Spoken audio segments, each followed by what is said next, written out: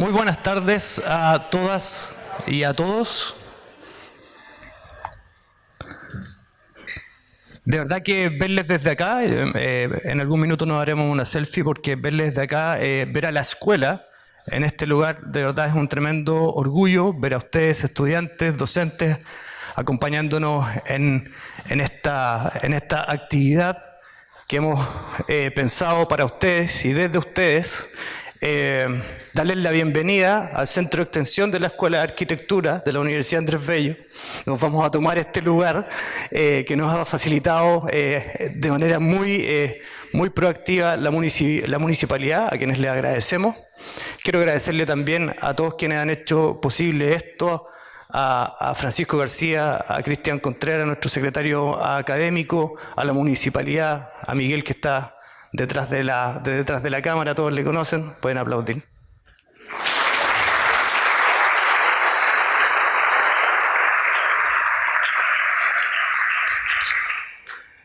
Pero es tremendamente importante para nosotros que no solamente desde el aula, sino que también fuera del aula vayamos formándonos como arquitectas y arquitectos. Creemos que esta formación es algo que nunca termina y por lo tanto creo que nuestro invitado de hoy de una u otra manera también nos va a demostrar eso.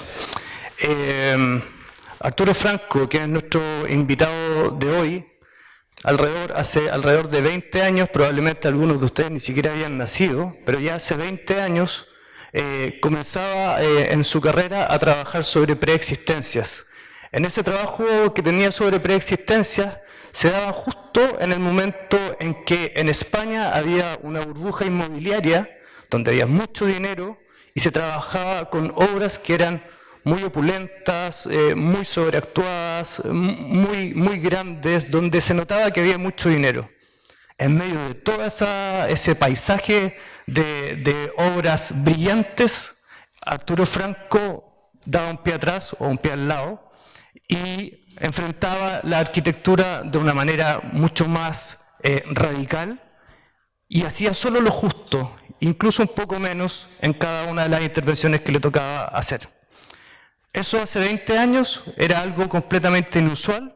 Después de la burbuja inmobiliaria, cuando de verdad ya no había medios, casi se transformó en una moda o en la única forma de operar. Sin embargo, Arturo ya lo hacía de una manera radical y como lo vamos a poder ver dentro de una trayectoria como arquitecto. Es eso finalmente lo que nosotros quisiéramos que ustedes puedan ver y mucho más de la obra de Arturo, lo cual para mí es de verdad un honor y un orgullo poder presentarle.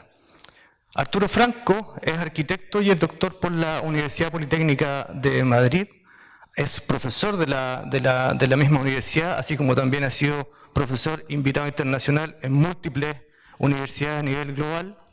También ha sido administrador del magíster en comunicaciones de la Politécnica de Madrid. Me perdonas el nombre, en la Real Academia de España en Roma, trabajó en la Real Academia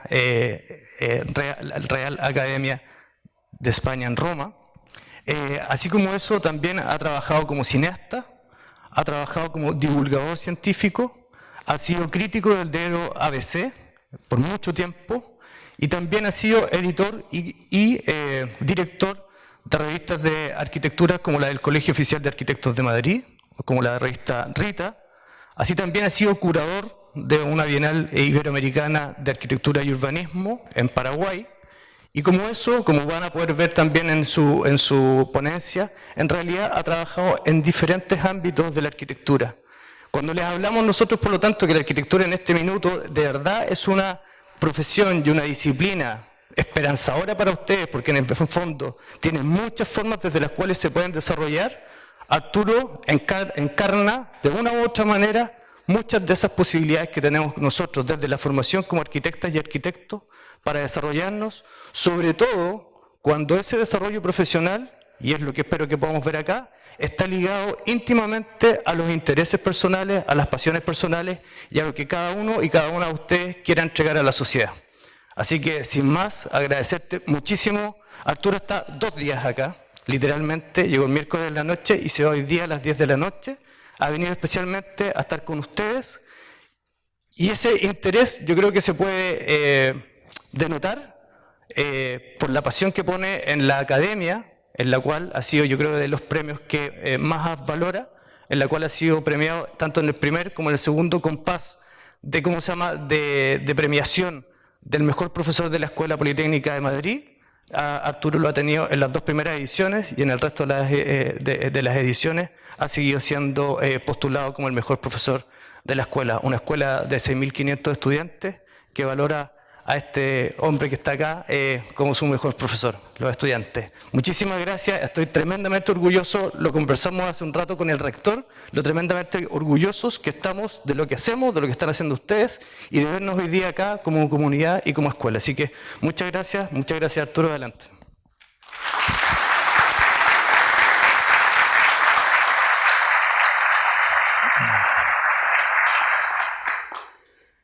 Bueno, Juan Pablo, muchas gracias por esta presentación inmerecida, como se dice, pero bueno, lo orgulloso estoy yo de estar aquí otra vez, porque bueno, ya había estado contigo hace muchos años, varias ocasiones, siempre abriéndome las puertas de este lugar y de este país, del que he aprendido muchísimo, muchísimo.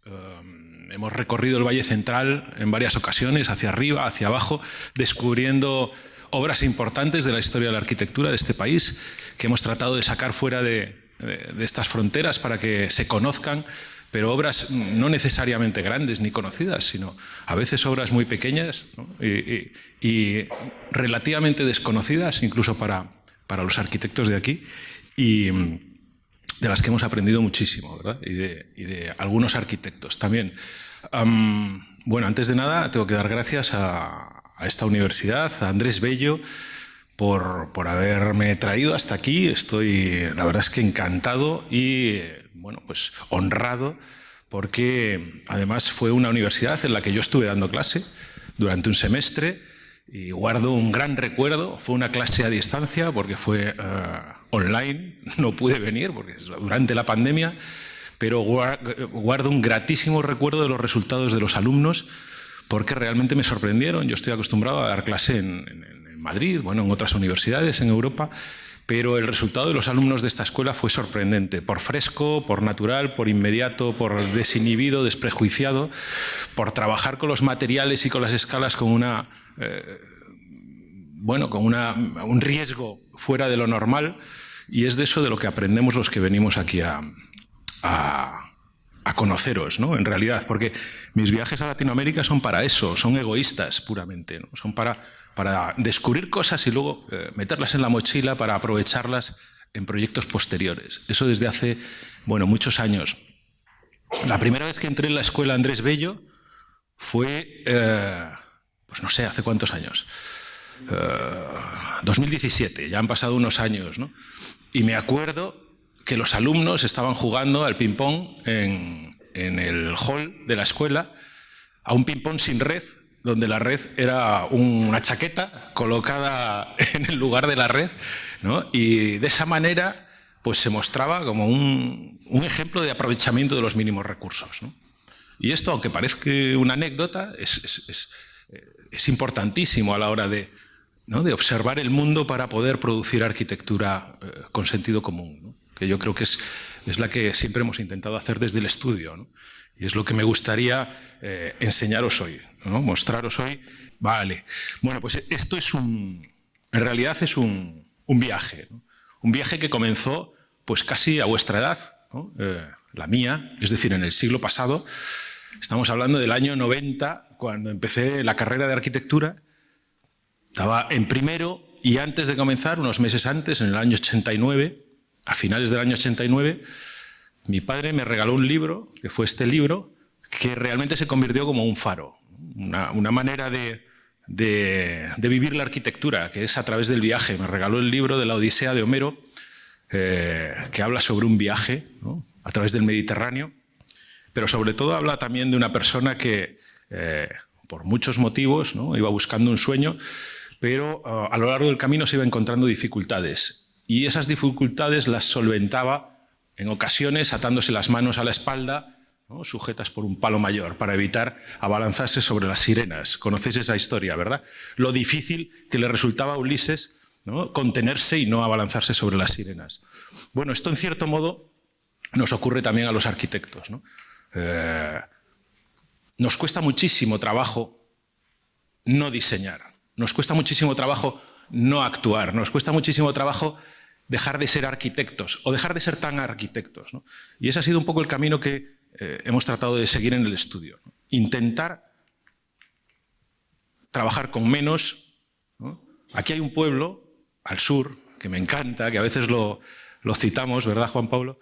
Que es, bueno, fijaos qué paradoja tiene este país lleno de contrastes, ¿no? Tan largo, donde suceden tantas cosas, donde hay ciudades o pueblos que se llaman Valparaíso, ¿no?, Viña del Mar, y hay otros que se llaman Peor es Nada, ¿no? Hay uno al sur, que lo conoceréis, que se llama Peor es Nada. A mí esto me parece una maravilla, ¿no? Pero es una manera de entender también el lugar y de enfrentarse a la arquitectura. Bueno, pues aquí comienza este viaje con este libro. Mi padre decía, la vida puede ser un maravilloso viaje si le echas imaginación. También me regaló otro, que era Los 4 libros de la arquitectura, de Vitruvio, ¿no?, que es, como sabéis, es un compendio que recoge las reflexiones he dicho de Vitruvio, de Palladio, quería decir. Recoge las reflexiones de Vitruvio, ¿no?, y a través de dibujos. Pero es un libro que habla sobre la historia de la arquitectura del mundo clásico, que de alguna manera también ha ido afectando a nuestro trabajo a lo largo de los años. Y os quiero enseñar unos dibujos que aparecieron, unos dibujos inocentes, ¿no? Bueno, no tan inocentes.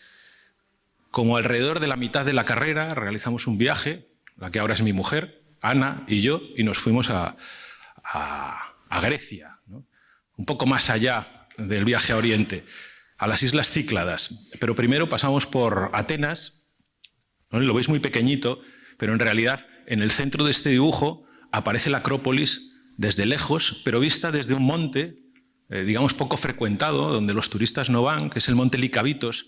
Y entonces, repasando estos dibujos de hace tantísimos años, uno se da cuenta de que en ese momento ya estaba mirando de alguna manera el mundo desde un ángulo, bueno, poco convencional, ¿no? Ir a ver la Acrópolis, pero desde una perspectiva distinta, desde el monte Licavitos, que es desde donde está hecho este dibujo, donde se ve todo el caos de la ciudad fagocitando al monte de la Acrópolis. Y en ese mismo viaje, cogiendo un barco, el Agapitos Express, uno se dirige a las Islas Cícladas, que verdaderamente son el paraíso, pero donde te encuentras pues situaciones como estas, ¿no? La historia de las ruinas, en este caso griegas, la arquitectura tradicional mediterránea, el mar, la naturaleza y las personas que habitan estos lugares. Y en estos viajes de pocos recursos, de mínimos recursos, uno tiene que dormir en estos lugares, ¿no?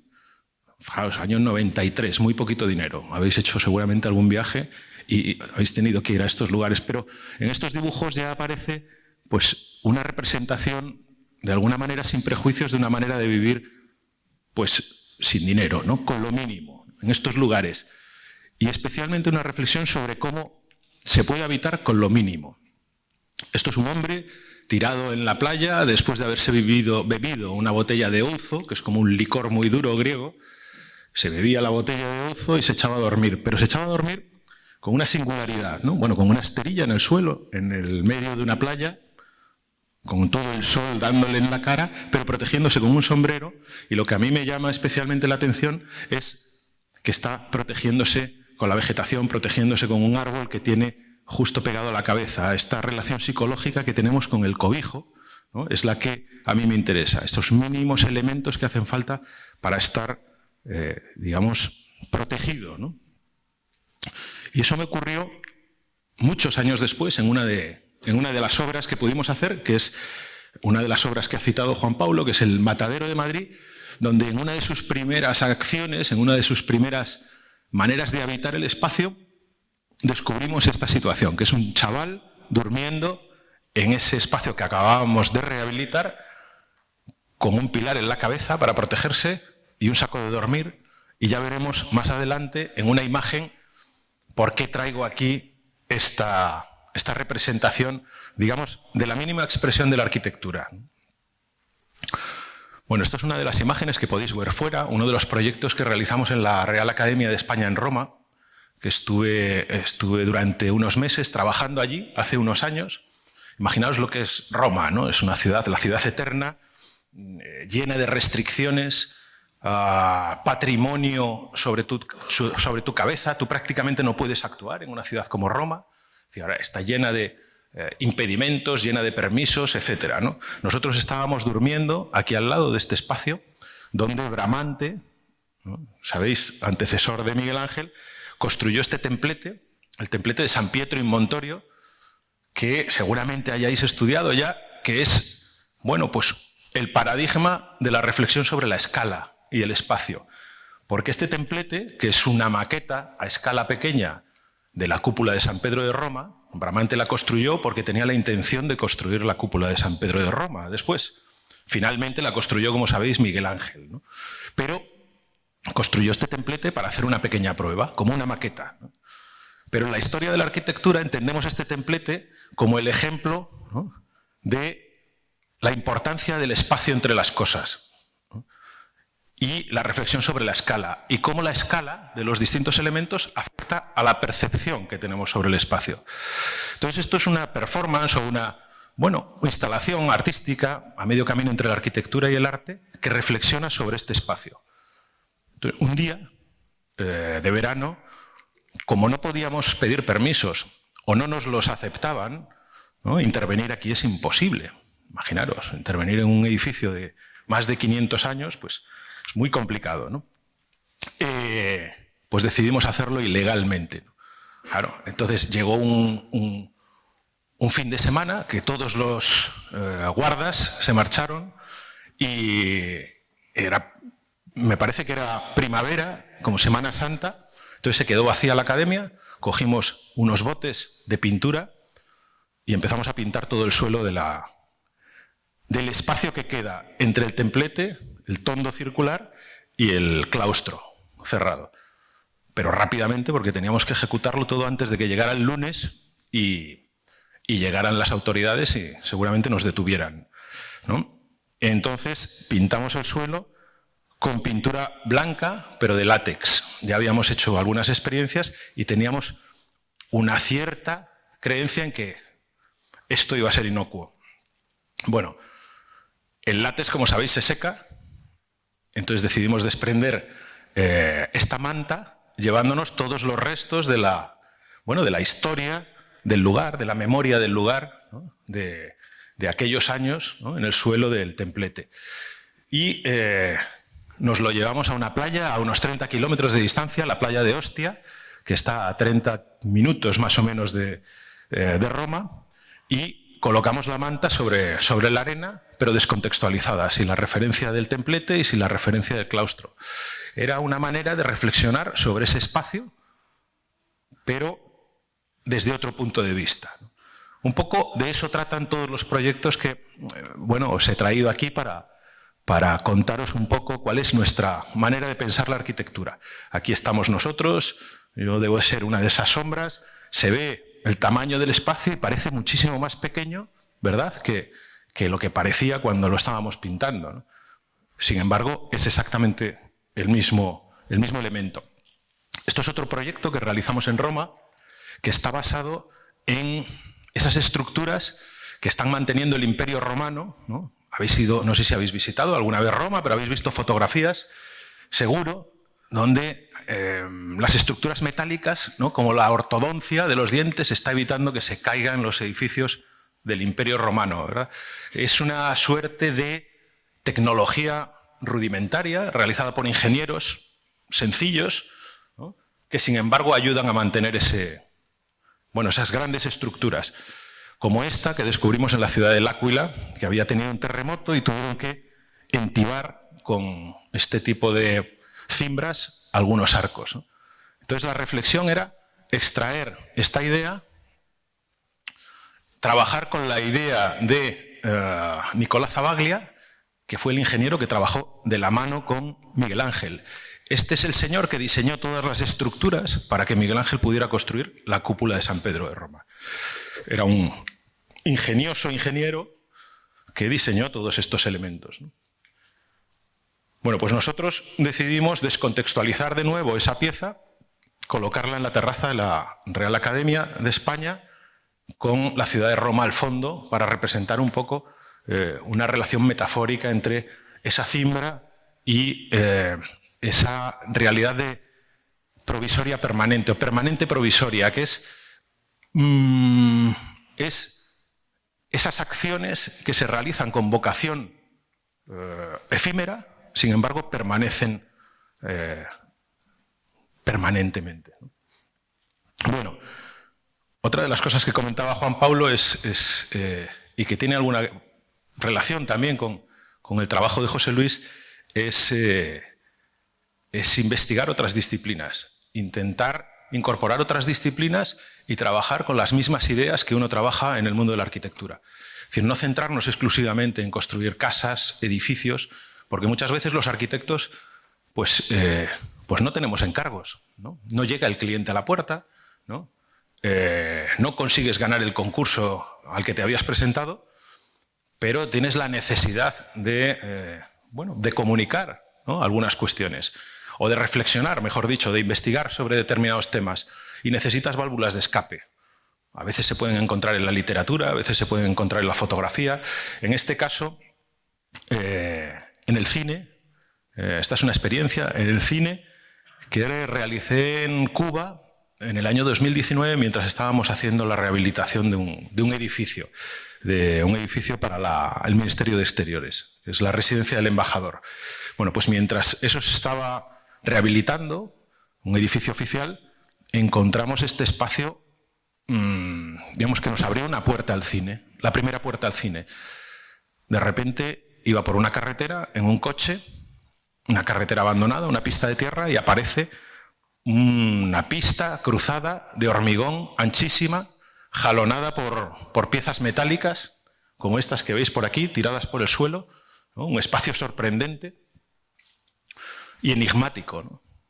No sabía muy bien lo que era, hasta que de repente descubrí que era una pista de aterrizaje mirando hacia la península de Florida, para evitar que los aviones americanos aterrizaran. Habían depositado todas esas piezas metálicas, ¿no? Y entonces aquí nació una historia, ¿no? Es una historia que es la historia de este hombre, que es un custodio, que pierde la cabeza para proteger la isla en un momento en el que, digamos, ya no existe ese peligro, ¿no? Ese peligro desapareció hace muchísimos años con la crisis de los misiles. Bueno, pues es la historia de este hombre y se rodó en 16 milímetros. 16 milímetros en cine es como hablar de la prehistoria, ¿no? Es el mundo analógico, es como hablar en arquitectura del Rotring, ¿no? O más aún, del tecnígrafo, ¿no? O de las mesas de paralés, ¿no? ¿Qué es eso, no? Seguro que no sabéis lo que es. Bueno, pues 16 milímetros en cine es lo mismo. Es el cine analógico, el cine como se hacía antes, es película de 16 milímetros, es decir, 1,6 centímetros, que es la mitad de 35 centímetros, que eran las películas de Hollywood, ¿no? Y todo esto se enrolla en unas bobinas y con eso se metía en una cámara y con eso se grababa.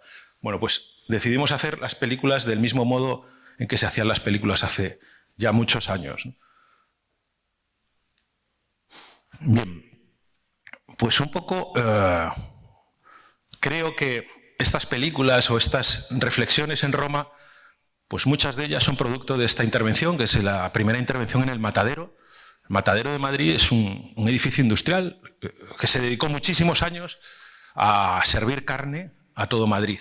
Y en un momento determinado se abandonó. Se abandonó y se ocupó por todo tipo de gente, ¿no? Se ocupó por toxicómanos, por gente que robaba las ventanas, gente que se metía a dormir por la noche y quemaba las paredes, ¿no? Todo este negro que veis aquí arriba son incendios que se producían en el interior. En un momento determinado el Ayuntamiento de Madrid decidió hacer un espacio cultural, pero no tenían mucha idea de cómo hacerlo, ¿no? Simplemente querían hacer un espacio cultural. No había ideas sobre cómo debía de ser desde el punto de vista estilístico, qué lenguaje utilizar, cómo enfrentarse arquitectónicamente al espacio, ¿no? Digamos que teníamos las puertas totalmente abiertas. Esa situación hizo que todas estas experiencias latinoamericanas que había tenido la oportunidad de vivir y de sentir se pusieran al servicio de este lugar. Y digo experiencias latinoamericanas porque aquí he aprendido muchísimo. He aprendido a explorar los límites, he aprendido a trabajar en muchas ocasiones sorteando la normativa, ¿no? Algo que nos oprime tanto en Europa, y que aquí, afortunadamente, ¿no?, existen más válvulas de escape. Pero en Europa hay momentos y situaciones en los que la normativa también se puede sortear, que los riesgos se pueden asumir, ¿no? Y esta es una ocasión. Aquí decidimos, como Homero planteó con Ulises, no hacer nada, ¿no? O hacer prácticamente nada. Teníamos muy poco presupuesto y la idea era dejarlo todo como estaba, mantener la historia del edificio, ¿no?, intacta, que contara sus propias historias, las historias de los toxicómanos que allí se habían metido, de los ocupas, de los incendios y todo eso, que permaneciera como un relato en la historia del edificio, ¿no? Y que se viviera de alguna manera como una cueva como la que representa aquí David Teniers II, de 1640, un pintor belga, que lo que representa, lo veréis muy pequeñito en estas pantallas, pero lo que está representando es unas personas felices, aunque pobres, sin dinero. Son unos gitanos de la montaña que viven bajo estas cuevas, pero que saben elegir perfectamente el lugar. Veis que están iluminados por el sol, ¿no? Estas cuevas, si sabes elegir el lugar, son perfectamente habitables.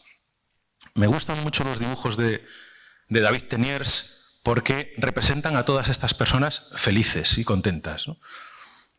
Bueno, estas son algunas imágenes del matadero donde se reflexionó sobre lo efímero, pero del revés, ¿no? O sea, como un concepto en el que se puede manejar en lugar de lo ligero, porque uno siempre piensa en lo ligero, cuando hablas de efímero, nosotros manejamos el concepto de lo pesado. Simplemente había que descubrir qué máquina era capaz de coger esos elementos y poderlos mover. Y con eso, posteriormente, se podrían volver a levantar y te los llevabas sin ningún tipo de manipulación.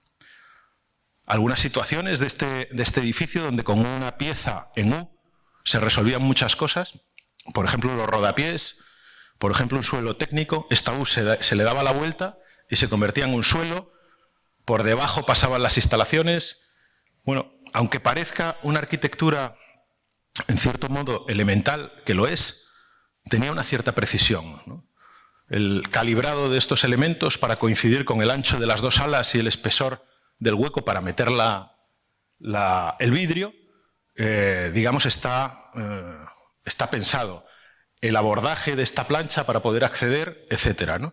A mí me gusta pensar que es como un elefante cuando se sube a una pelota de estas de goma, ¿no? Es una cosa como en cierto modo, bruta pero delicada, ¿no? Aquí están los dibujos de cómo se resuelven todos esos temas con una sola pieza, que es esa U.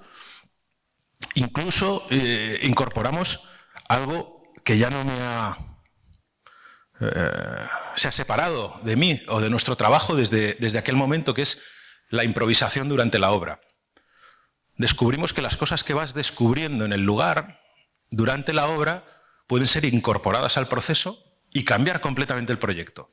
O sea que a veces eso que estáis dibujando en clase, que creéis que es lo que queréis, digamos, representar o lo que queréis construir de verdad, a veces tiene que verse modificado por las circunstancias del lugar, por las circunstancias de la obra.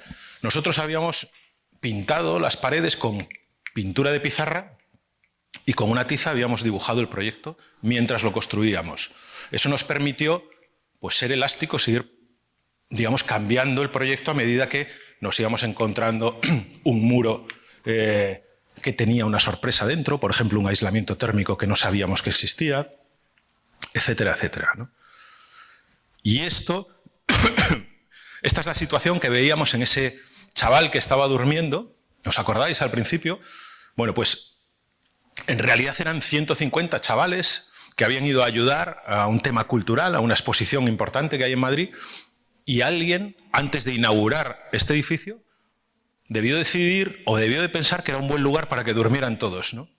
Nosotros habíamos hecho ese proyecto pensando en que esto iban a ser unas oficinas, un lugar para que trabajaran artistas, y alguien del ayuntamiento, de la municipalidad, dijo, no, pues estos chicos que no tienen dónde dormir, que duerman ahí. Y descubrimos un nuevo uso, ¿no?, que desconocíamos. Desconocíamos que este edificio pudiera tener la capacidad de albergar a todos estos chavales. Se lo pasaron muy bien, con lo mínimo, sacos de dormir. ¿Os imagináis una semana durmiendo ahí? Pues se lo pasaron bien. Saco de dormir para no tener frío, y este es el que, más listo, se protegía con el pilar para dormir más a gusto y más protegido, ¿no? En realidad uno busca situaciones como esta, que es la ciudad de Ragusa. Esto está al sur de Italia, está en la isla de Sicilia, y es un espacio mágico, de verdad. Si tenéis oportunidad en algún momento de conocer este lugar, porque hay que descubrirlo, no está a la vista, la gente no lo conoce, ni siquiera los habitantes de Ragusa. Ragusa es una ciudad que está de 1600 también, se incendió en 1600, más o menos mitad del siglo XVII, entonces hubo que reconstruirla. Para reconstruirla tuvieron que extraer toda la piedra de la montaña que había debajo. Entonces, con una ingeniería básica, ¿no?, es decir, conceptos de mecánica, fueron extrayendo los grandes sillares para ir construyendo la ciudad que estaba encima. Y este es el resultado de esa construcción. Se respetaron, digamos, estos pilares para que no se viniera abajo la montaña, y fue generando estos espacios increíbles donde no aparece un arquitecto en kilómetros de distancia, ¿no? Aquí el concepto de arquitecto no existe, sin embargo es una arquitectura poderosísima, ¿no? Yo creo que esto es más impresionante que la mejor de las catedrales. Bueno, esta es otra experiencia, también en el Matadero, más pequeña, la tenéis en la exposición también, y suelo hablar de ella como un ejercicio que aprovechó una oportunidad producto de que encontramos, una vez que comenzó la obra, ya estaba el proyecto hecho, proyecto de ejecución entregado, había comenzado la obra, los constructores estaban allí con las máquinas, y en ese momento, esto ilustra de alguna manera lo que os decía antes sobre la elasticidad durante la obra, ¿no? Entonces, una vez que ya había empezado la obra, encontramos esas tejas en la parte de atrás del edificio. Son tejas que se habían retirado de los otros edificios y las habían colocado ahí. Y entonces, bueno, pues uno, si tiene un poco de ética material, ¿no?, digamos que le importa el planeta, le importa ahorrar energía, pues decide utilizar estas tejas y aprovecharlas para el proyecto. Entonces, claro, todo esto es muy difícil porque te lo encarga gente y autoridades y administraciones que llevan un proceso de decisión muy lento. Entonces, bueno, pues me acerqué a hablar con el jefe de todo esto, se llamaba Carlos Baztán. Le dije, Carlos, he descubierto una montaña de tejas aquí detrás del proyecto. Tenemos que utilizarlo, por favor, esto es sostenible, esto nos vamos a ahorrar mucho dinero, estamos trabajando con la cerámica, que es el material de Madrid. Además, bueno, pues no puede ser más sostenible, porque si no se va a ir a un vertedero, vamos a gastar energía, etcétera, etcétera. Y entonces Carlos Baztán, que es un hombre muy listo, no dijo nada. No me dijo ni que sí ni que no, ¿no? No me dijo, Arturo, hazlo, venga. Dijo, se calló, sencillamente, ¿no? Bueno, es otra de esas actitudes a las que me refiero con lo de no hacer nada, ¿no? Él se calló, que en el fondo es una afirmación. O yo me lo tomé como eso. Entonces, al día siguiente empezamos a levantar las tejas, las de nuestro edificio, a pensar cómo se podrían colocar. Esto, por ejemplo, es un amontonamiento fortuito de un operario de allí que las estaba colocando. Y me parece mágico. Esto uno lo intenta y no lo consigue, seguro. No lo consigue. Pero claro, se cae enseguida, ¿no? Entonces nosotros montamos un pequeño taller con una radial y empezamos a pensar la cerámica de otro modo, ¿no? De otro modo, como por ejemplo mis amigos de Logroño. Esto es una foto que realicé en Logroño. Unos amigos, iba yo a dar una charla sobre la primera obra del Matadero a Logroño. Entonces me cogieron, me llevaron a una sociedad gastronómica y dijeron, Arturo, vente que te vamos a hacer una comida y tal. Y entonces nos encontramos en la plancha estos dos ladrillos refractarios, son ladrillos, sabéis, que aguantan muy bien la temperatura, y entonces uno descubre que cómo la sabiduría popular es capaz de entender perfectamente cuáles son las cualidades de los materiales. Y eso es algo de lo que tenemos que aprender los arquitectos, ¿verdad? Esto es una lección que nos está explicando que el ladrillo tiene una inercia térmica que es capaz de absorber el calor y desprenderlo lentamente, ¿verdad? Entonces, ya no es un ladrillo, sino que es un material con una capacidad determinada. Bueno, pues esto nos sirvió para irnos a tomar unas cañas mientras se terminaba de hacer la carne y el ladrillo hacía su trabajo, ¿no? Esa carne estaba espectacular. Entonces, de esa manera, intentamos pensar la teja de otro modo, pensando no solo que era un material para cubrir los tejados y generar una impermeabilidad, sino que podía convertirse en otra cosa. La teja podía convertirse en un ladrillo, por ejemplo. Nosotros teníamos la suerte de que uno de los trabajadores de esta obra había sido colocador de ladrillos durante toda su vida. Sin embargo, teníamos que trabajar con tejas. Era carabistero. En España se llama carabistero porque colocaba los ladrillos cara a vista y entonces muy preciso a la hora de colocar ladrillos, ¿no? Y yo le decía, Manuel, o José, hace muchos años ya, no me acordaba. José, tienes que colocarlos mal, las tejas mal, así como que parezca que están mal colocadas, ¿no? Que tienen imperfecciones, porque quiero incorporar las imperfecciones a la obra, ¿no? Entonces había leído un libro que estaría bien que leyerais, si no lo habéis leído todavía, es El artesano, de Richard Sennett, y yo estaba muy influenciado por aquel libro en aquel momento, hablo del 2012, ¿no? Y entonces le decía, que quede mal. Y este hombre, José, me dijo, Arturo, lo voy a hacer recto, lo voy a hacer bien, lo voy a hacer recto, porque de torcerse siempre hay tiempo, me dijo. Y yo creo que fue una lección que nunca olvidaré.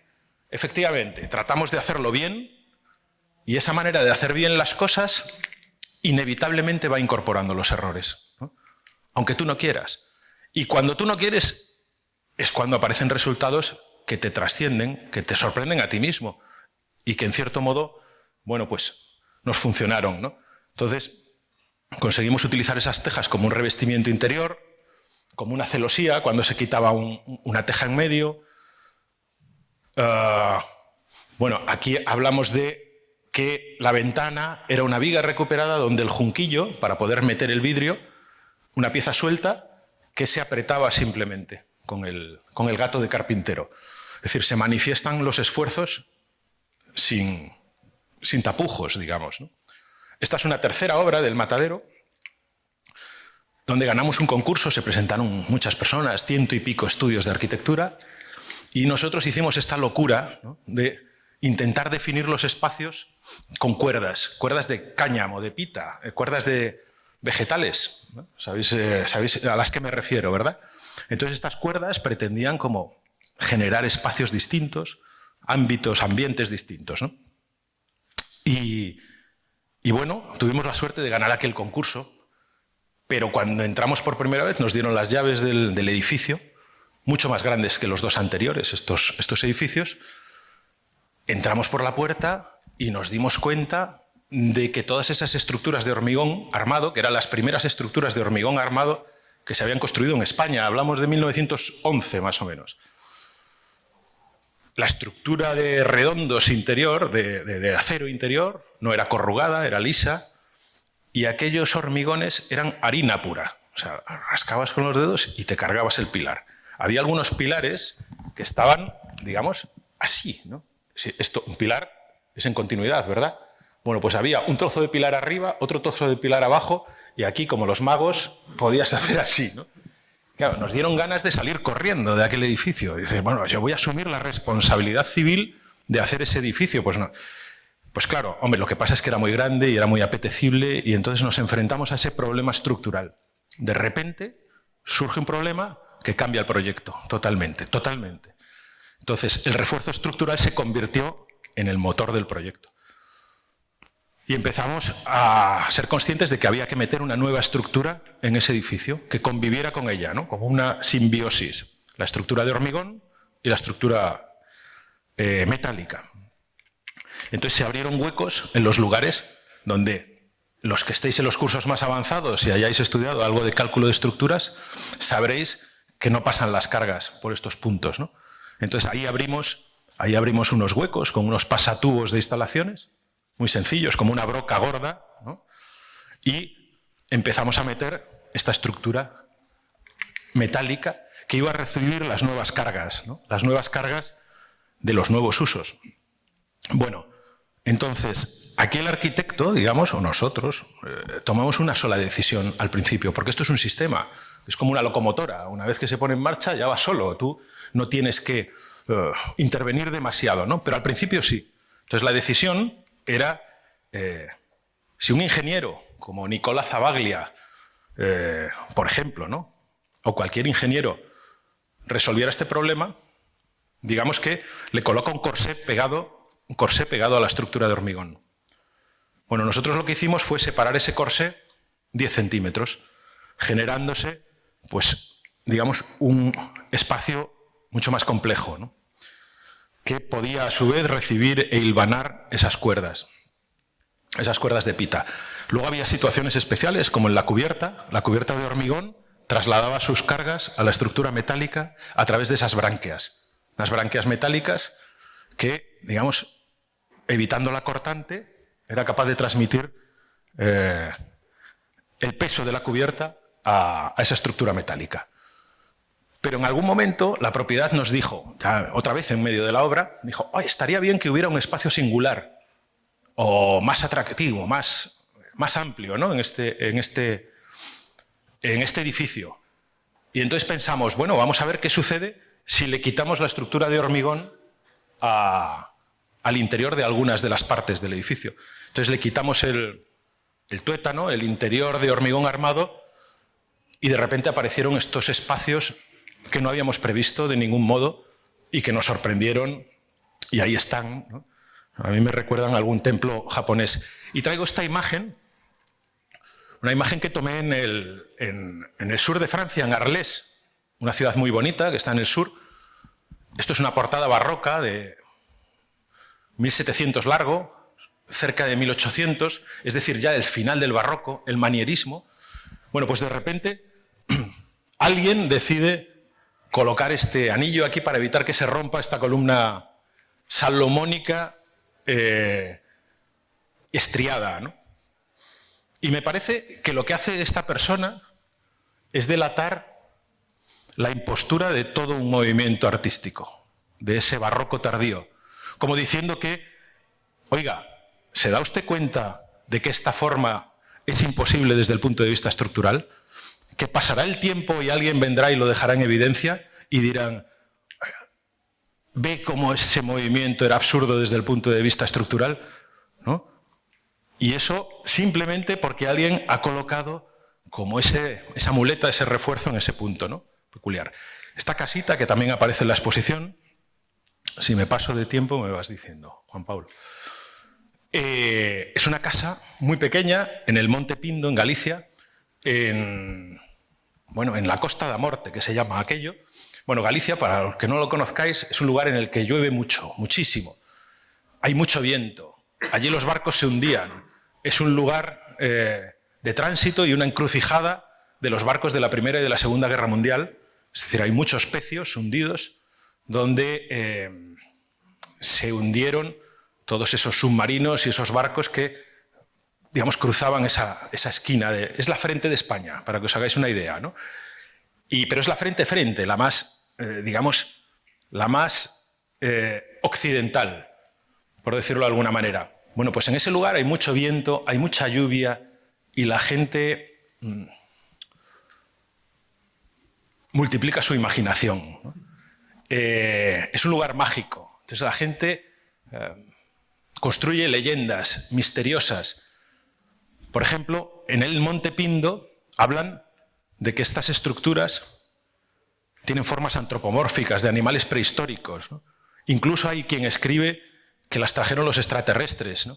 Hay gente que nos cuenta historias sobre brujas, sobre meigas, las meigas gallegas, o nos cuentan la historia de la reina Lupa, O la historia de la cabra con alas, la cabra del Monte Pindo, una cabra que vuela, ¿no?, en las noches de invierno por toda esta zona. Entonces os podéis imaginar que aquí puede suceder cualquier cosa, ¿no? Nosotros nos encontramos, fijaos, el Guerrero se llama esta piedra. Nosotros nos encontramos esta casa, que en realidad no era una casa, era una cuadra. Aquí vivían animales, abajo, salaban los cerdos y los guardaban arriba, las abejas penetraban por unos agujeritos así y vivían en el interior de los muros.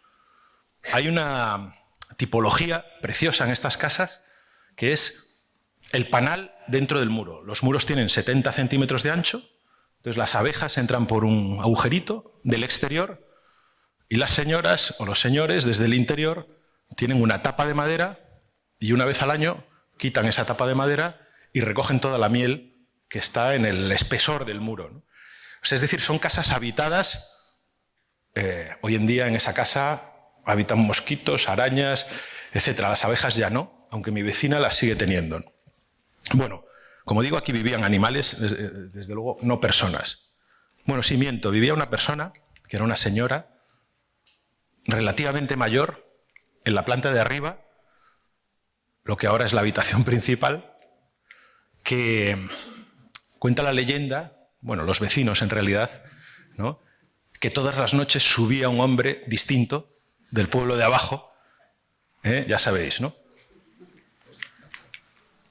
Yo pienso que la cabra con alas nació de alguna de esas relaciones, pero bueno, como os digo, es un lugar en el que llueve mucho, ¿verdad? Y Wenceslao Fernández Flórez, que es un escritor gallego, escribe La casa de Achoiva, ¿no?, la casa de la lluvia. Allí dicen que la piedra llora, ¿no?, que llora porque en realidad es la humedad que penetra en la piedra, la humedad de la lluvia, y se manifiesta en el interior, como ese rocío, esas bolitas de agua que hay en el interior, ¿no? Es difícil. Hay muchos suicidios. Nosotros construimos esta casa para habitarla de una manera poco convencional. En la época de la pandemia, aproximadamente, hicimos una intervención en el interior. Esto pretendía ser una cueva, como la de David Teniers, donde la gente viviera feliz y viviera a su manera. En cierto modo un poco asalvajada también, ¿no?, subiendo a la primera planta por donde considerara oportuno, ¿no? Pero bueno, la idea es que, como yo no podía visitar la obra, que estábamos en pandemia, había que plantear una estrategia de acción muy rápida. Yo podía ir una semana y que en una semana se montara la casa. Entonces se planteó esta estructura de madera sin encolar, sin pegar, apretada simplemente por estas cinchas. Entonces lo que era un piano, lo que era una estructura de vigas que flectaban, se convierte de repente al apretarlo en una losa rígida de 7 centímetros de espesor. Esa es la idea. ¿Cómo?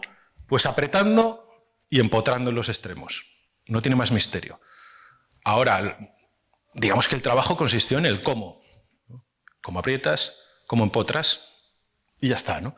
Desde luego sigue sin pegar. O sea, si en algún momento quisiéramos crecer, creceríamos. Simplemente hace falta soltar las cinchas, ¿no? Está un poco basada en esta tecnología, que es la tecnología del Chaco, del cinturón ayoreo. Estos son los indios de Paraguay que de repente se inventan este cinturón que ya conoceréis, seguramente. Esto es un ejercicio mínimo de múltiples usos. Esto es silla, pero también es cinturón, y en realidad es una cinta que te protege la rodilla, ¿no?, evita que se te vaya hacia adelante, y te protege el riñón. Y puedes estar sentado como un coche de Fórmula 1, ¿no?, así, en el Chaco, durante horas, sin cansarte. En cierto modo, esa era la idea de esta casa. Y la cincha sirve para apretar, pero también sirve a veces para otras cosas, como para generar una barandilla. Una barandilla que solo aparece en los lugares en los que hace falta una barandilla. Porque vamos a ver, en los últimos 3 peldaños, ¿para qué te hace falta una barandilla? ¿Quién se va a caer, no? Entonces, digamos, este que es el lado peligroso, aparece una barandilla a la altura reglamentaria. A medida que deja de ser peligroso, desaparece la barandilla. Y además sirve para otras cosas, como veis ahí el chaval. La casa que se vive de maneras poco convencionales por los seres humanos, pero también por los animales, que nos enseñan cómo se deben de vivir. Un arquitecto, dice, voy a poner un banco en la placita de delante para que la gente de la aldea pueda venir aquí, sentarse y charlar. Tal. Y resulta que hombre, el banco se usa, pero no tanto. Y el que sí lo usa es el perro, que como veis, igual que los seres humanos, busca el cobijo con un pequeño pilar. Como os digo, esto se produjo durante la pandemia y entonces yo no podía ir a la obra. Tenía un constructor que no me cogía el teléfono. El constructor no cogía el teléfono y yo desesperado. ¿Sabéis lo que es llevar una obra sin que el constructor te coja el teléfono, sin poder ir a la obra? Yo me mordía las falanges y entonces tuve que llamar a mi vecina, a la de atrás, decirle: Mari Carmen, por favor, pasa todas las tardes, hazme unas fotos, a ver qué está haciendo Manolo. Y me hizo las fotos, ¿no? Porque Manolo no sabía hacer ni fotos, no me enviaba ni las fotos. Entonces, eso estuvo bien porque Manolo se equivocaba y esas equivocaciones están tranquilamente conviviendo en la obra, o sea que no pasa nada. Hacía una soldadura tosca, mal hecha. Decía: no, Arturo, esto te la voy a hacer luego bien, no te preocupes, no, ahora la vas a dejar así, la vamos a dejar así, no vamos a cambiar nada. Y esa fue una estrategia, digamos, que fue sumando errores y funcionó muy bien. Y lo único que traíamos prefabricado era el sistema de los forjados, que es ese de madera. Bueno, aquí no vais a ver nada, porque sobre todo desde el final, pero bueno, os podéis imaginar cómo esta estructura venía en camiones y en una semana, que es la que yo pude ir a la obra, se montó en el interior. Aquí están los empotramientos con unas cuñas de madera sencillas de carpintero que lo que hacían era presionar los extremos. Y esto está basado, en realidad, en la ciudad de L'Aquila, que es esa ciudad que sufrió el terremoto. Está como a 100 kilómetros de Roma, más o menos. Pues imaginaos una ciudad medieval a punto de desmoronarse, que sufre un terremoto, y digamos, las autoridades la salvan con estas estructuras encintadas, ¿no?, envolviendo el edificio, ¿no?, como esta de aquí, que, bueno, pues que seguramente nos sirvió como punto de partida muchos años después para desarrollar esa casa. Quería comentaros aquí una pequeña reflexión. Si os dais cuenta, estas arquitecturas están a medio terminar, ¿no? No te rías porque, Juan Pablo, están a medio terminar. Digamos que existe la intención de desaparecer cuanto antes de las obras. Porque un arquitecto que se queda demasiado en una obra, que se queda demasiado tiempo diseñando esa obra, corre el riesgo de llenarla de autoría, ¿no? Y a mí me interesa hablar sobre esto, me interesa hablar sobre lo importante que es el momento en el que uno tiene que desaparecer de los trabajos, tiene que dejar de diseñar, tiene que dejar que la obra discurra por su cuenta, ¿no? Algo así pasa con los arroces en España. ¿Conocéis la paella, ¿no? Y sabéis cómo se hace una paella. Hay un momento determinado en que el arroz está casi listo, casi listo. En ese momento se coloca un papel de periódico sobre el arroz para que termine de cocinarse solo, ¿no?, durante unos minutos, 2-3 minutos. ¿Qué sucede? Que si alguien se sienta más tarde a la mesa, el arroz se pasa, ¿no? También hay alguien que siempre, sistemáticamente, viene tarde a comerse el arroz y uno se enfada cuando cocina el arroz. Pero en realidad lo importante es que el cocinero sepa marcharse a tiempo. Pues algo así le pasa a la arquitectura, o al menos a la arquitectura que a mí me interesa. Este es un trabajo en el que participó Juan Pablo, que es la Bienal Iberoamericana a la que hacía referencia antes, la Bienal Iberoamericana de Arquitectura y Urbanismo, que promueve el Ministerio de Asuntos Exteriores y de Vivienda en España, y que en esta edición, en el año creo que 2019, hicimos en Paraguay. Quiero contaros esto muy rápidamente, porque es una experiencia que a mí me marcó mucho.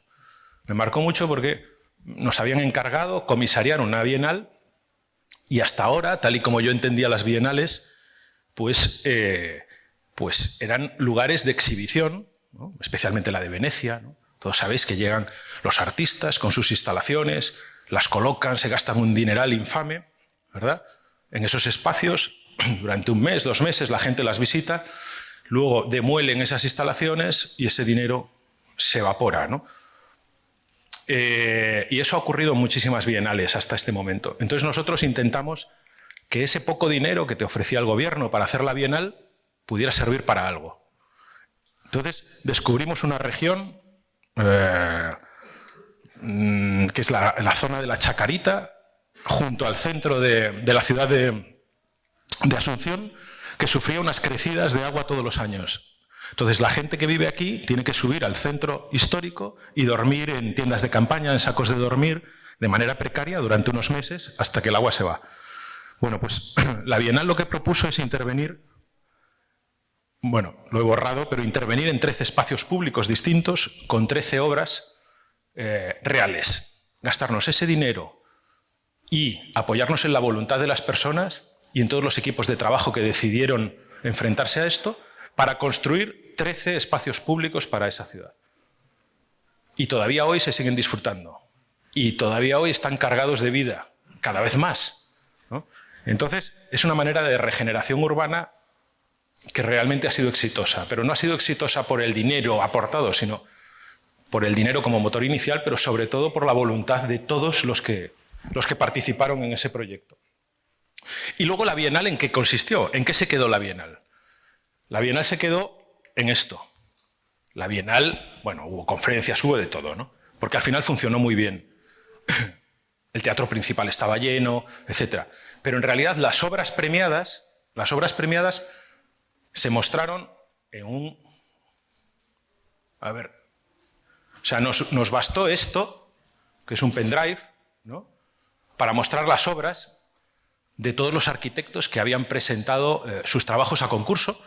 Entonces lo que hicimos fue hablar con las gentes de la Chacarita, con las señoras y los señores que habitaban esas casas, y les dijimos, oiga, ¿nos deja meter un pendrive en su televisión y que la gente venga a ver las obras en sus televisiones? Y entonces fue una oportunidad única para poder acceder a las viviendas, descubrir cómo vive la gente, conocer su realidad. Allí bajó el ministro, el embajador de Paraguay, que jamás había visitado el barrio de la Chacarita, entró en estas casas, descubrió esa realidad. No es una manera de ponga usted un pobre en su mesa, no es una manera de regodearse de la pobreza, no. Era una manera realmente de conocer estas situaciones, mientras la mujer te invitaba a un tereré, ¿no?, a un tereré, que es como un té, y bueno, y disfrutábamos de su compañía. Después siguió unas itinerancias, esto es una casa en Madrid, la Casa Huarte, y expusimos parte de esa exposición en otros lugares insospechados. Por ejemplo, esta casa estaba abandonada, llevaban mucho tiempo vendiéndola, no se vendía, y tuvimos la oportunidad de hacer una exposición aquí, con unos pequeños proyectores, en estos lugares, bueno, que como veis no son habituales para las exposiciones. Pasó el tiempo y hace aproximadamente 6 meses, bueno, pues resulta que en esta huida de la arquitectura y ese camino hacia la desaparición, pues ganamos un concurso de arquitectura bastante importante, que es el Ministerio de Cultura en España. Es un edificio enorme, muy grande, vamos, el más grande al que me había enfrentado, que son 40.000 metros, hay 1.200 personas trabajando. Entonces, uno se plantea el reto de cómo enfrentarse a un edificio de ese tipo, con esos condicionantes, teniendo este camino de la desaparición, de prácticamente no hacer nada, ¿no? Bueno, estamos en ello, ¿no? Es difícil. Habíamos planteado en el concurso, ahora lo estamos desarrollando, acabamos de entregar el proyecto básico, habíamos planteado hacer un jardín en el interior, un jardín que pudiera convivir con los puestos de trabajo, esas 1.000 y pico personas, ¿no?, y su relación con la plaza, etc. Casi no veis el dibujo, pero os lo cuento. Y ese jardín viene seguramente por la relación que pude tener con una serie de jardines. Una vez mi casera, yo había alquilado una casa en Madrid, pues mi casera me llama y me dice, Arturo, ven un momento, ¿tú sabrías a alguien que quisiera presentar un programa de jardines con historia para la televisión española? ¿No? ¿Y me podrías decir 3 nombres? Le di 3 nombres de 3 conocidos míos que pensé que lo podían hacer muy bien. Y a la semana me llama y quedamos otra vez para comer y me dice, Arturo, ¿por qué no lo presentas tú, el programa?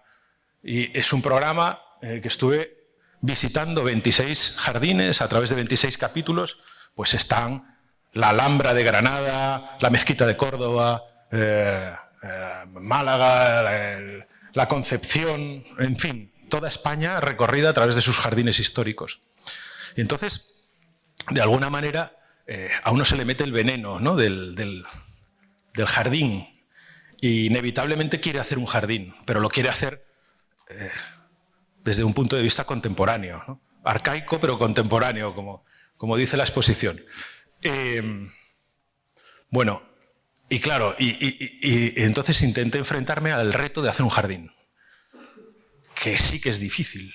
Es difícil porque el tiempo del jardín es muy distinto al tiempo de la arquitectura, muy distinto. Y es muy distinto al tiempo de los humanos.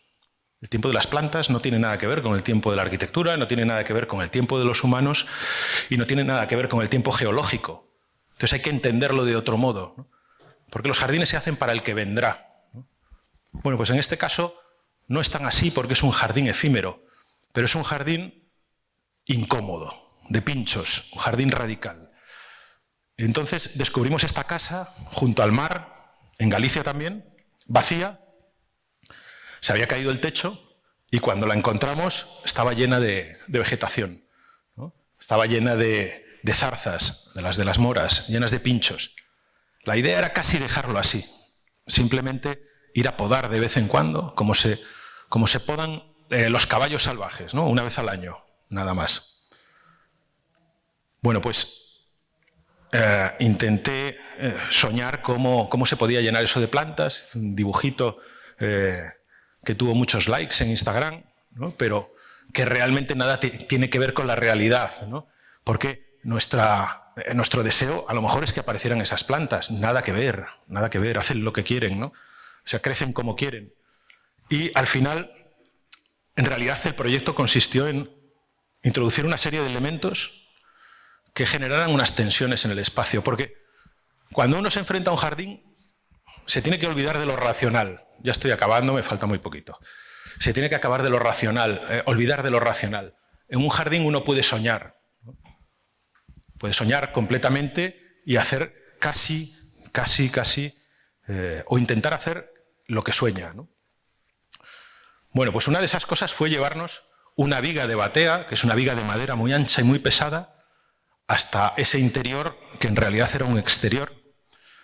Y para eso necesitamos un camión que pudiera aguantar con el tonelaje de esa viga de madera, que era mucho y muy pesado, y que se tuvo que meter por el pueblo y realizar un proceso de maniobra de 3 horas para poder entrar, porque tengo unos vídeos donde el camión de 3 ejes y tenía que aguantar en 20 metros, este brazo pluma tenía que aguantar 1 tonelada de peso, pues estaba a 1 centímetro de la casa de pueblo.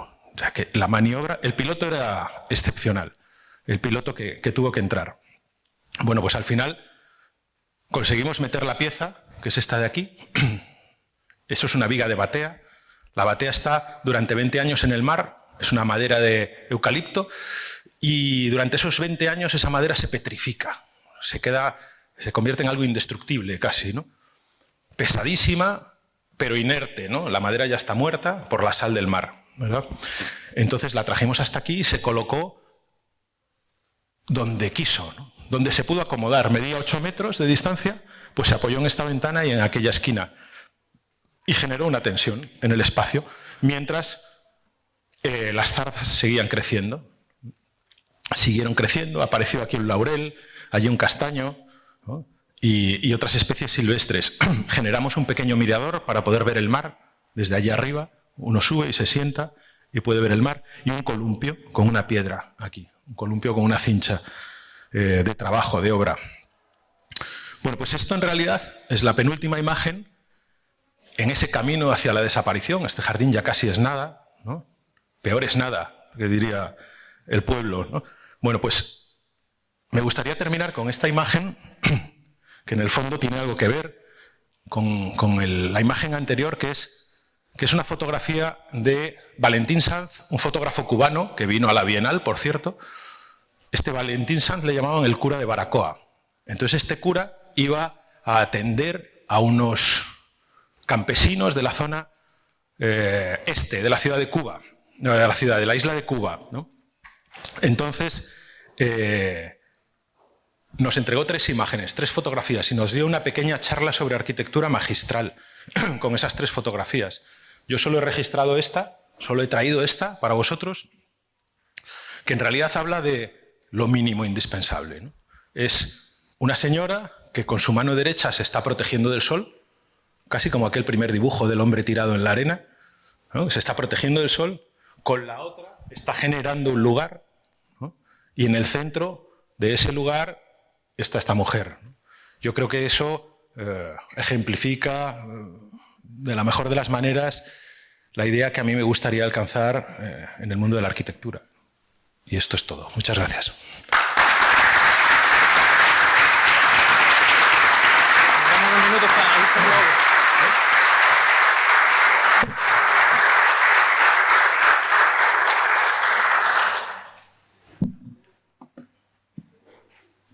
Arturo no solo nos ha regalado esta inspiradora charla, sino también que nos regala unos minutos por si alguna o alguno de ustedes quiere hacer una pregunta.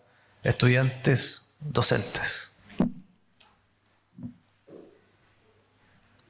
Con esta cantidad de estudiantes, más de una pregunta tiene que haber. ¿Ah?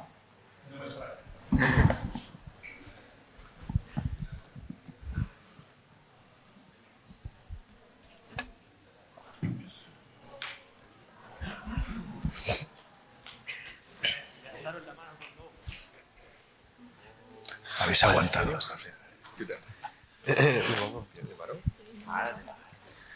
Hola, soy Claudio, de primer año.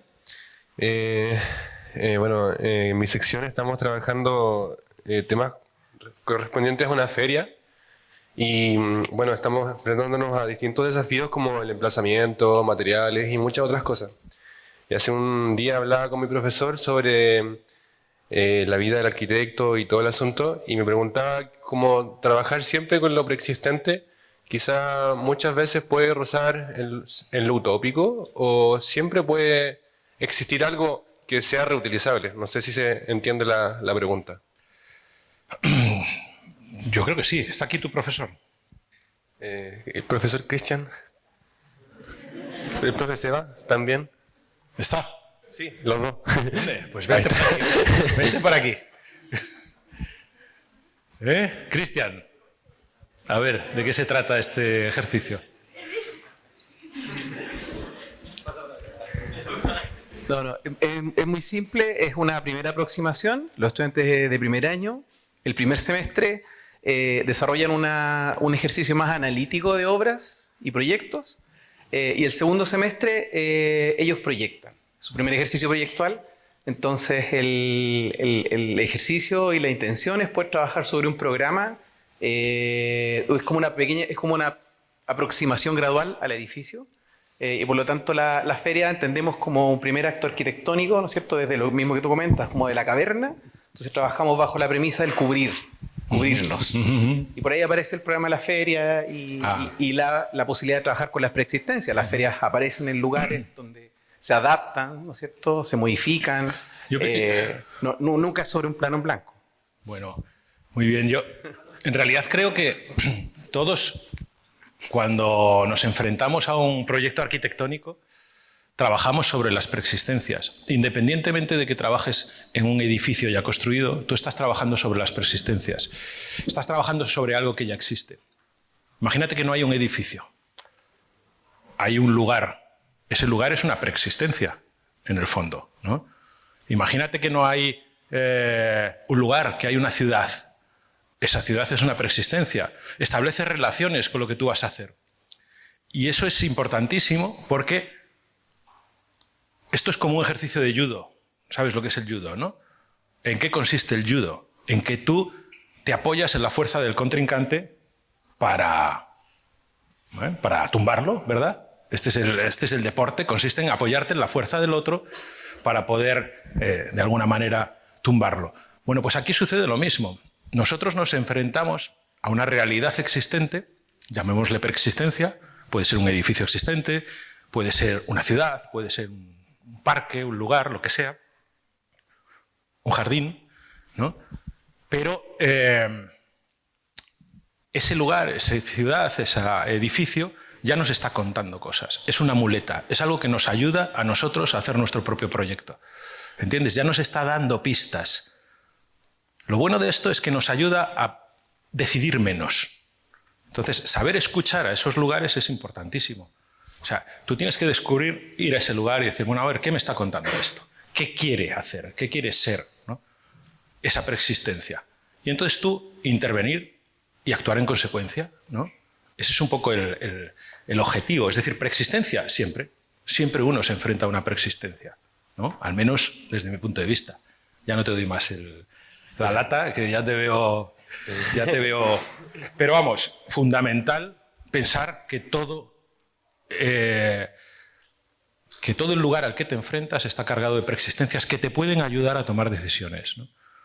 Entonces es cuestión de ir mirando, ¿no? Es un observador, ¿no? Fíjate qué fácil, no hay que estudiar mucho, hay que mirar, ¿no? Y pensar, claro. Gracias.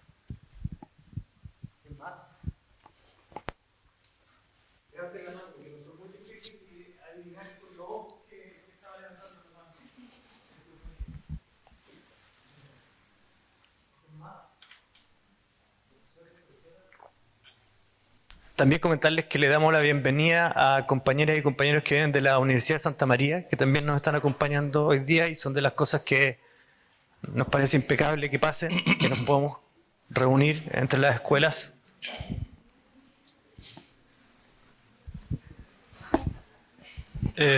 Hola, buenas, Héctor Luengo. ¿Dónde estás? Esta es una pregunta un poco más... ¿Dónde estás? Aquí. Ah, perdóname. Esta es una pregunta un poco más general, pero creo que aún así tiene importancia. Usted tiene experiencia como arquitecto, tiene una historia, tiene toda su experiencia. Nosotros somos estudiantes de una nueva generación. ¿Cómo ve a nuestra generación de estudiantes de arquitectura? ¿Cómo piensa que es el futuro de la arquitectura? Viendo no tan solamente a nosotros, como en Chile, sino en España o en otras clases de grado. ¿Cómo ve a esta generación para el futuro? Bueno, la historia se repite permanentemente, ¿eh? Cada año hay nuevos estudiantes de arquitectura y así desde hace muchísimos años, ¿no? Digamos que forma parte de la condición del ser humano. Vosotros ahora tenéis la misión de llenar esa mochila, ¿no? De ir llenando de experiencia vuestro camino y con esa experiencia acabar, bueno, pues construyendo, ¿no? Depende de cómo recibas esa información y cómo la proceses, cómo la digieras, ¿no? Yo creo que esto es una suerte de digestión, ¿no? Un aparato digestivo, ¿no? Nosotros nos encargamos de procesar las cosas que recibimos del exterior. Tengo un amigo que estuvo aquí en Talca, está aquí José Luis, perdóname, que estuvo aquí en Viña del Mar dando una charla y decía, yo soy como un rodaballo, lo que he comido, lo que he vivido, ¿no? Entonces, ahora se trata de vivir con criterio, de comer con criterio, de recibir información con criterio, de acercarte, de arrimarte a los que en realidad te pida el cuerpo que te tienes que arrimar, y entonces te convertirás en, seguramente, con el paso del tiempo, en un, digamos, arquitecto coherente, ¿no? Con un discurso propio que sería lo deseable, ¿no? Sería lo deseable. O sea, esa persona que ahora mismo está empezando una carrera de arquitectura acabará convirtiéndose en un arquitecto en un momento determinado, ¿no? Y serás mejor o peor arquitecto dependiendo de a quién te hayas arrimado. O sea, que ten cuidado, porque está lleno de maldades este camino y está lleno de impostores. ¿Entiendes lo que te digo un poco, no? Bueno, es decir, es una clave fundamental acertar en la diana a la que tienes que dirigir el dardo. No es tanto la certeza con la que lances el dardo, la precisión con la que lances el dardo, sino en decidir cuál es la diana adecuada. ¿Me explico? Esa es la clave. Porque uno puede estar lanzando el dardo hacia ese lugar y estar totalmente equivocado y darle exactamente al centro. Pero la cosa está allí. ¿Entiendes lo que te quiero decir? Bueno, entonces hay que mirar, ¿no? Antes de ponerte a lanzar y decir, allí o allí, allí o allí, y al final descubrir el lugar adecuado al que lanzar el dardo. ¿Sí? No sé si te ha servido de algo. Sí, sí. Bueno. Gracias.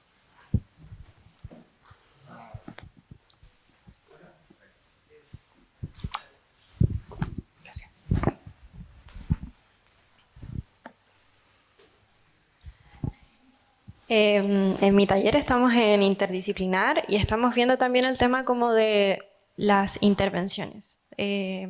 Como que se propuso una hipótesis de reparar para reinventar y siento que de alguna forma se puede relacionar un poco al proyecto del matadero. Entonces, mi pregunta es, ¿cuándo parar? ¿Cuándo parar de intervenir? Porque son lugares que tienen mucho como un valor histórico. Entonces, en algún momento de la intervención se puede llegar a pasar a llevar ese como valor. Entonces, como arquitectos, ¿cómo podemos saber cuándo parar de...? Claro, estás hablando de la piedra filosofal, de la magia del momento. Y eso no tiene respuesta, ¿no? Yo creo que depende un poco de la intuición, ¿no? Y del olfato que uno tenga, ¿no? Que tengas, del tiempo que hayas observado y te hayas hecho preguntas sobre tu trabajo, ¿no? Porque hay gente que trabaja muy rápido y no se da cuenta de que se ha pasado la línea, ¿no? Hace un rato que te la has pasado. Pero si vas reflexionando y vas pensando, igual vas mirando al suelo, ¿no? Entonces verás la línea y no la pasarás, ¿no? Es dificilísimo saber cuándo, ¿no? Dificilísimo. Tal vez podrías hacerte algunas preguntas sobre tu trabajo. ¿Está mejor con esto o está peor con esto? Así de fácil. Tú haces una línea y dices, ¿está mejor con esto o está peor con esto? Haces otra línea, ¿está mejor o está peor? Colocas un elemento, un muro, un pilar, ¿está mejor o está peor? Y luego, del conjunto, ¿le sobra algo? ¿Le falta algo? Y con esas preguntas tan sencillas, seguro que vas acercándote a esa línea y la vas viendo con mayor claridad. ¿Entiendes lo que te digo? O sea que esas preguntas son fundamentales, que os las hagáis cada vez que estáis proyectando. Y entonces os daréis cuenta, coño, pues si quito esta línea está mejor. Pues no la pongas. La quitas y ya está, ¿no? El proyecto no lo necesita, seguramente. Quiere decir que ahí te habías pasado de la raya. Cuando has dibujado una línea o has colocado un elemento en el proyecto, que cuando te haces esa pregunta sobra, entonces es que te has pasado de la raya, ¿no? El arroz se nos ha pasado, ¿no? Yo creo que van por ahí los tiros, pero ya te digo que es un momento mágico, que no se sabe no se sabe cuándo se tiene que ir. No. Por ejemplo, hay unas fotografías no sé si habéis estado en Sao Paulo alguna vez, unas fotografías del MASP de Lina Bo Bardi, es este gran elefante con las patas rojas, ¿sabéis? Gigante, ¿no? De hormigón.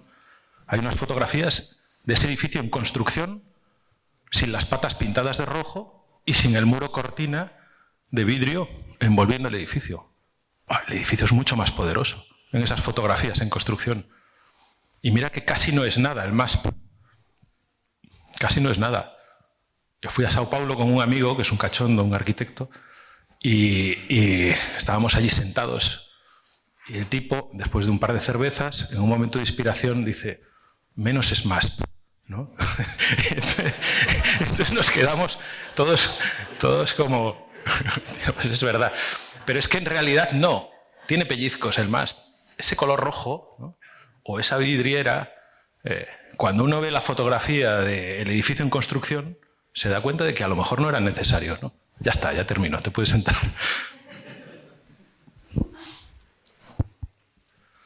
¿Arturo? Prueba. Yo quisiera preguntarte un poco a propósito de tu obra. En tu trabajo se ve muchísimo, ¿no es cierto?, una relación entre los riesgos que tomas y en ese sentido quisiera preguntarte como un mensaje no solo para los estudiantes, las y los estudiantes, sino que también para nosotros docentes. ¿Cómo ha sido respecto de tu ejercicio, tu experiencia, tu vida y qué podrías transmitir respecto a ese aprendizaje? ¿Cómo ha sido la relación entre tomar esos riesgos ¿Y la zona de confort? Es incompatible, totalmente. Totalmente incompatible. Uno no puede asumir riesgos y demostrar en cada proyecto lo que sabes. Precisamente es lo contrario, ¿no? Es decir, tú en cada proyecto tienes que aprender. Si demuestras lo que sabes hacer, le demuestras al profesor lo que ya has aprendido a hacer en el curso anterior, estás acabado. O sea, lo que tienes que hacer es intentar hacer lo que no sabes hacer, ¿no? O sea, asumir un riesgo, que es lo que estás diciendo. Ahora, tengo que ser sincero. Aunque hay muchos alumnos y no debería decir esto, pero esto no te garantiza mucho trabajo, ¿eh? El arriesgarse demasiado te cierra alguna puerta, ¿sabes? Pero efectivamente, si queréis emocionaros con la arquitectura, el camino pasa por asumir riesgos, desde luego. Y eso pasa por hacer lo que no sabes hacer, ¿no? Me parece fundamental, fundamental. Pero bueno, cada uno sigue su camino. Es decir, no necesariamente hay que vivir al borde del abismo, ¿no? O tirarse a una piscina que se está llenando, ¿no? No sabes la profundidad que tiene exactamente. Bueno, es eso, más o menos.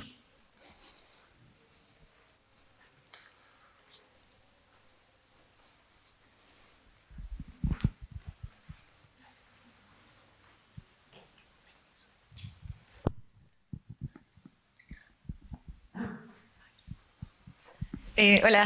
Hola.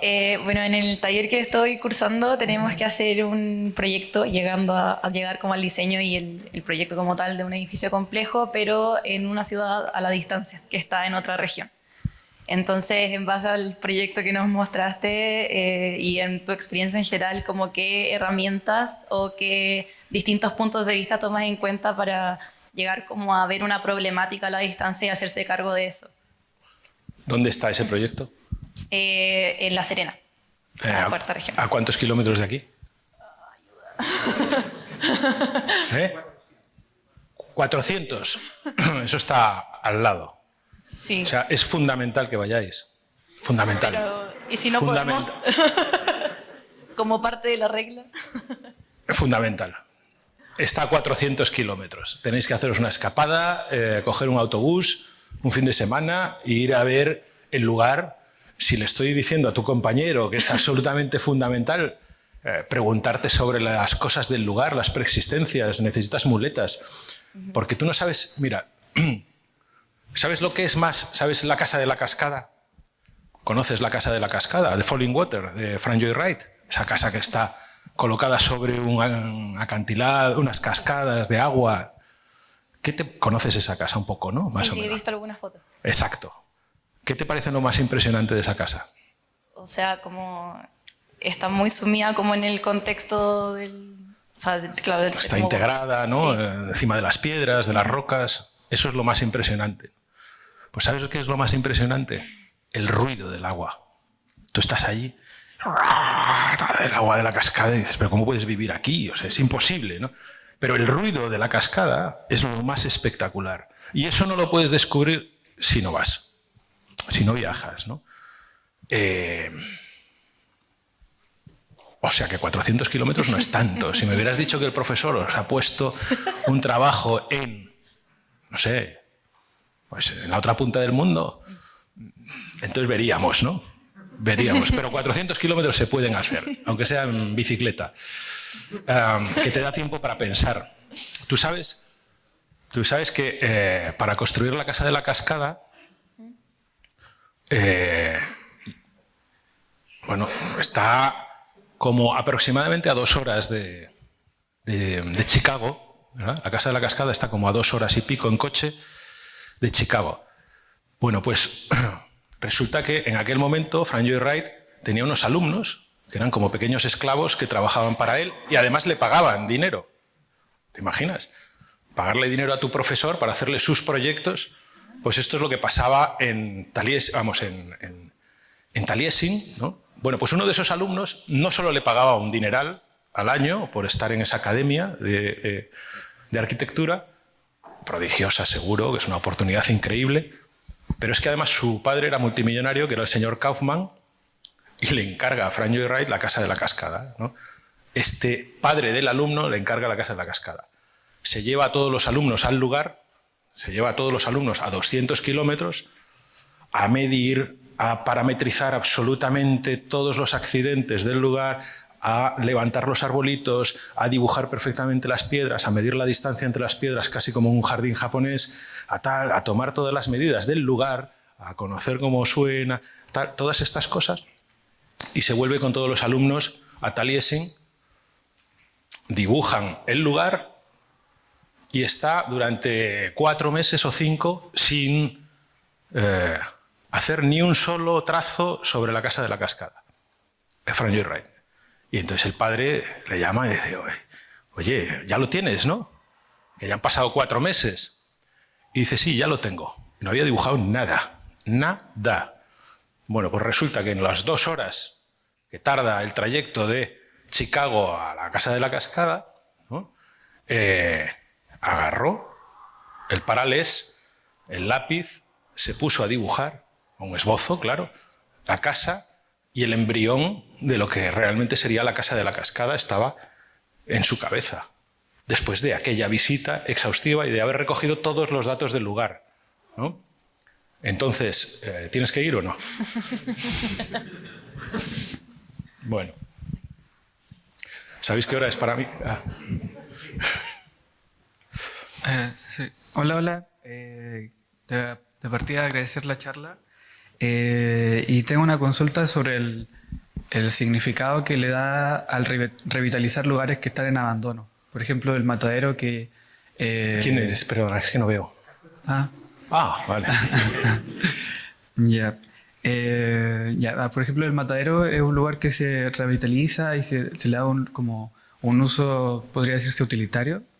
Pero, por ejemplo, este otro lugar, como no estoy seguro si era una casa, donde puso esa como viga que dijo que era de... Fue una casa, ahora es un jardín. Sí. Así es. Como el sentido de mantener la ruina. Como... si uno quisiera... O sea, yo lo pienso así. Si yo quisiese como mantener el lugar como por patrimonio, por el sentido histórico, lo que tienen en común es que desarman la escena. Por ejemplo, pasa de ser el matadero a ser un centro cultural y ya, por lo que vi, ya el matadero estaba totalmente desarmado. Quizá se puede ver como el espacio en sí, pero lo que fue el matadero ya no se puede ver. Entonces, como ¿qué importancia le da como a la escena, de cómo mantener la escena, o simplemente... Creí que me vas a preguntar qué importancia le da a la función, ¿no? Le das a la función. Más que la función es como cómo mantener como esa emoción o el sentido como que... ¿Por qué es importante que esto fue un matadero más que como una anécdota, que esto fue algo que ahora es otra cosa? Digamos, no le doy ninguna importancia a los adjetivos, ¿no? No le doy ninguna importancia a los usos previos. Digamos que trato de analizar la cosa en sí, ¿no? El edificio desde un punto de vista objetivo, físico, espacial, cómo se comporta ante la luz, cuáles son sus condiciones organolépticas, es decir, cómo transmite la temperatura, cómo se produce el sonido en el espacio. Pero nada que ver con si esto fue un hospital o esto fue un ayuntamiento o un hotel, ¿no? Como en este caso, sino realmente qué altura tienen las estancias, sobre todo para ver qué tipo de usos puede albergar, ¿no? O cómo se podrían ocupar. Hay un tema que me gusta mucho de tu pregunta y es que has comenzado utilizando la palabra revitalizar, ¿no? Yo creo que se trata de eso, de revitalizar. Cómo insuflarle vida a estos espacios. Para eso no te tiene que preocupar qué es lo que fueron antes, ¿no? Tú te has encontrado un espacio muerto y no te importa si llevó una mala vida, si fue un ladrón, no, lo que tienes es que recuperar ese cadáver e insuflarle vida, ¿no? Entonces tienes que conocer cuáles son las partes de ese cadáver, digamos, ¿no? Y ver qué podemos hacer con él, ¿no? Creo que ese es el camino apasionante, ¿no?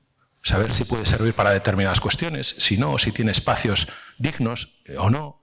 Por ejemplo, Louis Kahn, que es este arquitecto americano tan conocido, casi es el quinto grande, ¿no? O el sexto, pues hablaba de la altura de los espacios, ¿no? Decía que una persona, un individuo, no es el mismo individuo cuando está nadando en una piscina con un techo a una altura de 3 metros, ¿no? Imagínate, estás nadando, hay un eco, te sientes de manera muy distinta como persona que cuando ese individuo está nadando en una piscina que tiene un techo a 15 metros de altura. Te sientes más importante. Yo estoy seguro que estos gitanos de David Teniers, que vivían en la cueva, se sienten mucho más importantes que muchos reyes, ¿no? Tienen un espacio, un cobijo que está a 15 metros de altura. Por eso los dibujaba felices, ¿no? Por eso los pintaba felices. Entonces, si eso fue una cueva o no, es lo de menos, yo creo, ¿no? Estamos hablando de condiciones físicas. O sea que todo lo demás es moral, todo lo demás es política, todo lo demás es, bueno, es prejuicio, ¿no? Olvidémonos de todas esas cosas. Hay una fotografía de Detroit, la ciudad americana, que se dedicaba a construir coches. Sabéis que fue un emporio de la construcción de los coches y todos los coches se construían en Detroit, en Estados Unidos, muchas fábricas. La empresa del automovilismo se vino abajo, la ciudad de Detroit cayó en la ruina y hay unas fotografías de grandes edificios donde se realizaban fiestas espectaculares, ¿no? Con arquitecturas románticas, ¿no? De estilo Biedermeier a lo mejor, ¿no? Como imperiales, etcétera, con unas bóvedas vaídas, como robadas de la sala de desayunos de Sir John Soane, no sé, una cosa de fiestas, ¿no? Suntuosa, abandonadas y con los coches que siguen existiendo pero ya no fabrican, aparcados en el interior de ese espacio, ¿no? ¿Tú crees que al que aparca un coche en el interior de ese espacio le importa si aquello fue una sala de fiestas donde se firmaban los contratos multimillonarios de fabricación de coches? Pues no. De eso se trata, ¿no? Es decir, bueno, ahora tenemos coches, necesitamos aparcarlos, pues los aparcamos aquí. No pasa nada. Esa ausencia de prejuicios es a la que me refiero, ¿no? No sé si te ha ayudado un poco. Sí. Más o menos. O sea, como que hay otra pregunta, pero se escapa ya de lo que estábamos Vale, pues luego... Bueno, vamos a dar cierre entonces a la actividad del día de hoy. Queremos darle las gracias en primer lugar a las autoridades que nos acompañaron el día de hoy, don Marcos Álvarez, don Gerald Pius, que no alcanzó a quedarse hasta el final, a Juan Pablo Alarcón, director de la Escuela de Arquitectura, a la ilustre Municipalidad de Viña del Mar, por poder, ¿no es cierto?, hacer posible estar acá en este lugar, y a ustedes, y a todos ustedes, y todos ustedes que pudieron asistir. Quedan cordialmente invitados también a la exposición que está en el hall del hotel, y por supuesto a Arturo. Muchas gracias, Arturo, por la visita, por tu experiencia. Bueno, gracias por aguantar, hasta el final. Muchas gracias.